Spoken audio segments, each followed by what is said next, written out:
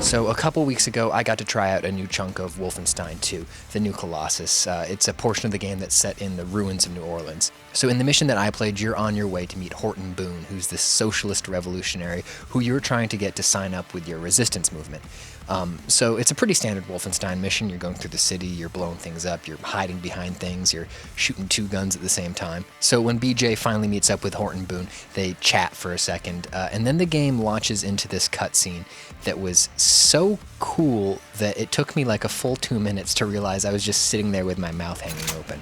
Paris, I'm feeling a little jittery. Do you mind taking the edge off? Let me see what I can do about that. You know, my ma always said, BJ and Horton are having this verbal duel while a sniper rifle and a clarinet play a duet in the background. The first kick drum hits as a bullet passes through the window, and when Horton Boone pulls his pistol out of his pants and sets it on the table, that's for the first time we hear this electric guitar come in. I was just entranced by everything that I was seeing and hearing for the entire thing. And then when I got home with my video capture, I just rewound to that exact spot and watched it a few more times just to try to figure out what it was that I had seen. listen, pal, I ain't got time for your horse shit. You gotta make the call. Give up and die or step the fuck up. Ain't wanting to argue with you, Terry Billy. Too tired to fight. You tired? Yeah, fuck you. So this isn't the first time a Wolfenstein cutscene has given me chills, but normally I don't love cutscenes. You know, they feel like expository dumps. They feel like they're coming between you and actually playing the game. But in the case of the Wolfenstein games, the way they move the plot forward and the inventiveness of the camera techniques and the music always sort of surprises me and keeps me entertained as, you know, that cutscene pulls you from one gameplay segment to the next. I really wanted to know how the magic happened, so I got in touch with Jens Matthies, the creative director of Wolfenstein 2 New Colossus, to see how everything came together.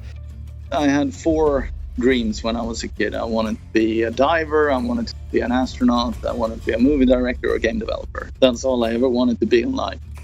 The route Yen took to making films isn't traditional, but Yen doesn't really make traditional films. You know, they may come out looking like a movie, but the process of how they get made is actually really different.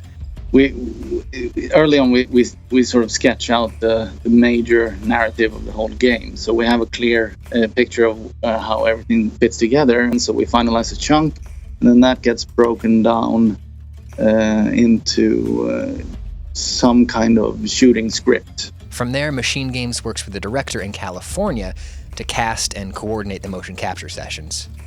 Yen and the team will fly out to California to start preparing for a lengthy capture session. They need to make sure everything is in place before the actors get there. In games, you don't get anything for free. You can't say like, oh, this person is holding a coffee cup, and then, you know, there are 20 in the storage room, so you pick one and that's that.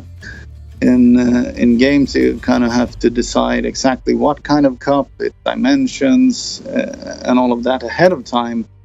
So when you get to the studio, you have somebody can build an actual prop that matches the measurements of your 3D thing. And that goes for the space as well. They'll also use this time to finalize the blocking and choreography, which is actually a process that begins in Sweden. So every scene we do in the game, we've rehearsed here with just us developers. It's awesome and incredibly embarrassing. Show me your lizard face, motherfucker. Super special, lower your weapon before I break your arm and put your lights out.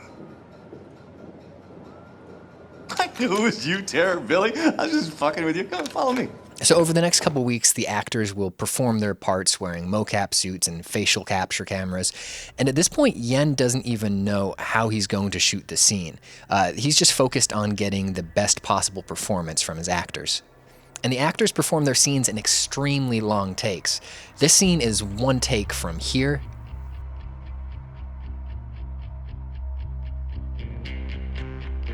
all the way to here. For the actors, it's a bit more like putting on a play than making a movie, and these extremely long takes give them more time to sort of inhabit their characters and have these genuine interactions with each other that Yen can focus on later when he's shooting it. When they're happy with the performances, that motion capture data gets sent off to Sweden, and that's actually where Yen is going to do all of the virtual camera work in the motion capture studio right at Machine Games. Using pre-recorded performances gives Yen an advantage a lot of filmmakers don't have, and that's that he always knows that his actors' performances are going to be identical from take to take, so he can just really focus on shooting it the way he wants to shoot it.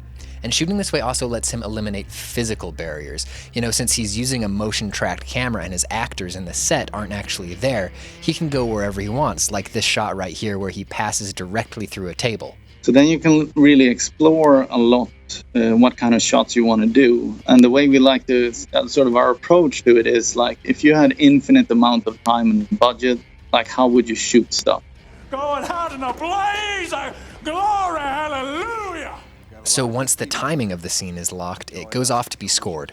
And then we send it off to Mick Gordon, and he just totally freaked out.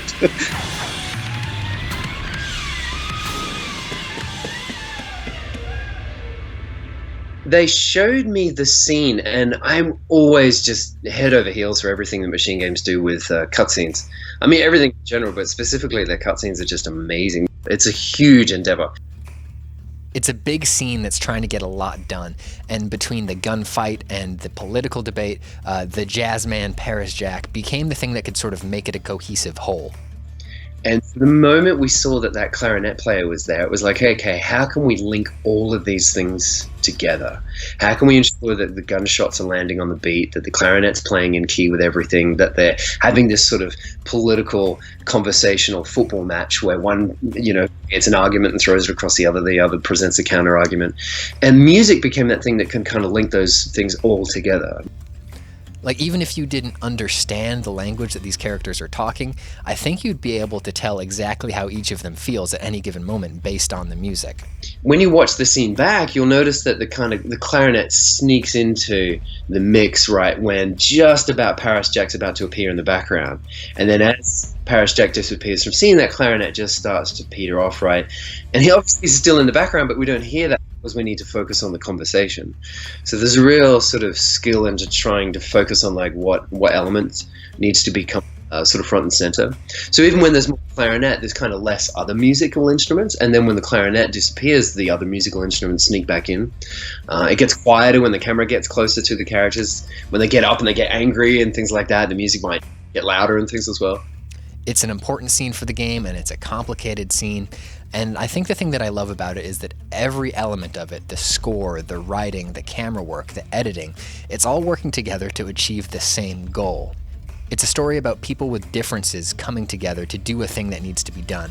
And it's sort of based on Yen's own experience making video games. Doing this work that I do, and you are kind of surrounded by people who are really masters of their crafts. And so you're surrounded by these people who are super articulate and have very strong opinions. And those opinions may be completely different from yours. But somehow you have to all get together and make the same thing. The finished scene gave me this giddy feeling that I don't get that often. And it's this feeling I get when I'm watching things and hearing things that are moving together in perfect harmony. I think the last thing that made me feel this way was watching Mad Max Fury Road the first time. Yen and the team at Machine Games make really good cutscenes for a lot of reasons. They're little movies made by people who love movies, and who don't do things like everybody else, and who care about details and know how to work together to make the thing that they want to make. I don't know if any of the other cutscenes in the new Colossus are going to resonate with me in the same way that this one did, but I'm really excited to find out when the game comes out later this month.